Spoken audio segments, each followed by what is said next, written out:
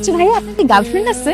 আমি এসব ফালতু কাজের মধ্যে নাই, তাই আমার কোনো গার্লফ্রেন্ডও নেই। ও মাই গড, আপনার গার্লফ্রেন্ড নাই? আচ্ছা ভাইয়া, আপনি কি কখনো কোনো মেয়ের হাত ধরেছেন, তাকে জড়িয়ে ধরেছেন? আমি কোনো মেয়েকে আমার আশেপাশে আসতে দিই না। হাত ধরা জড়ায় ধরা তো দূরের কথা।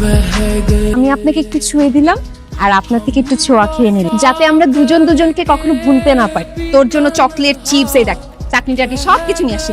এই কাহিনী কি সেটা বলতো?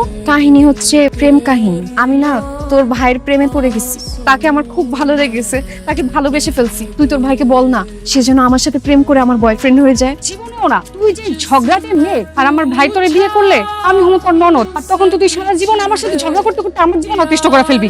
আমি জীবনও বলবো না আমার ভাইকে তোর বয়ফ্রেন্ড হইতে। আজকের পর থেকে আমি তোর সাথে কোনদিন ঝগড়া করবো না। প্লিজ তোর ভাইকে একটু বল না আমার সাথে যেন সে প্রেম করে। জীবনেও না, তুই নিজের মুখে বলছিস তুই 100টা ছেলের সাথে প্রেম করছিস, তাদের ছেঁকা দিছিস, মন ভাঙছিস, আর 2 দিন পর আমার ভাইয়ের সাথে যখন প্রেম হবে তারও মন ভাঙবি, তাকেও ছেঁকা দিবি। আমার ভাইয়ের সাথে আমি তোকে জীবনে প্রেম করতে দিব না। তোর চাপা মারছি, এই চেহারা 100টা ছেলে পটানো সম্ভব? একবার তোর ভাইয়ের সাথে প্রেমটা হইতে দে, এরপরে আমি কোনো ছেলের দিকে তাকাবোই না, চোখ তুলে তাকাবো না।